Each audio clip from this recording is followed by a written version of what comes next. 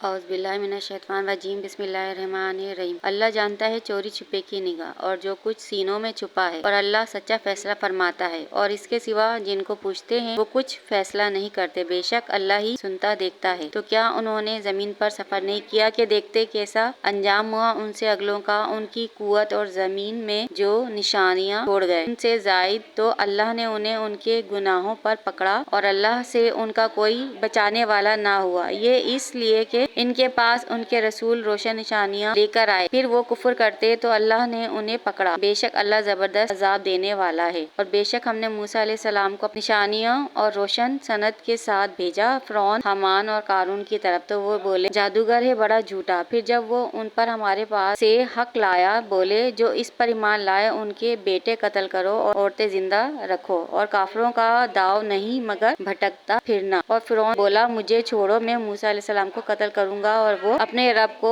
پکارے، میں ڈرتا ہوں کہیں وہ تمہارا دین بدل دے یا زمین میں فساد چمکائے۔ اور موسیٰ علیہ السلام نے کہا میں تمہارے اور اپنے رب کی پناہ لیتا ہوں ہر متکبر سے کہ وہ حساب کے دن یقین نہیں لاتا۔ تفسیر ہے کہ اللہ تعالیٰ حق ہے اور حق کو جھٹلایا جانا کفر ہے۔ فرعون کے گھر میں اللہ پاک نے حضرت موسیٰ علیہ السلام کو پالا، اس سے خدمتیں کروائیں۔ جب حضرت موسیٰ علیہ السلام نے حق کی تصدیق کی تو فرعون نے حضرت موسیٰ کو قتل کرنے کا کہا، لیکن جادوگروں نے اسے روک لیا کہ ہم تو اس پر جادو سے غالب آ جائیں گے، اور کہا کہ یہ وہ شخص نہیں جس کی تجھے تلاش ہے، اگر تو نے اس کو قتل کیا تو لوگ شک میں آ جائیں گے اور یہ شخص حق پر تھا سمجھ جائیں گے۔ اور فرعون کو نجومیوں نے کہا تھا کہ ایک لڑکا پیدا ہوگا جو تمہاری تخت و تاج کو ختم کر دے گا، تو اس وجہ سے فرعون نے بنی اسرائیل کے لڑکوں کو قتل کرنا شروع کر دیا تھا اور ان کی عورتوں کو چھوڑ دیا۔ اور فرعون نے حضرت موسیٰ علیہ السلام کی وجہ سے ان کی قوم کے بیٹوں کو قتل کروایا کہ جو مجھے مارنے والا ہے وہ ختم ہو جائے، مگر اللہ تعالیٰ چوری منظور تھا، اور ظالم جتنا بھی ظلم کر لے حق غالب آ کر رہتا ہے، جتنا زور لگا لے طاقتور ہمیشہ سچائی کی جیت ہوتی ہے، اور غرور و تکبر خاک میں مل جاتا ہے۔ جتنی بھی قومیں برباد ہوئیں وہ غرور و تکبر اور نافرمانی کے سبب تباہ و برباد ہوئیں۔ ہمیں سیدھے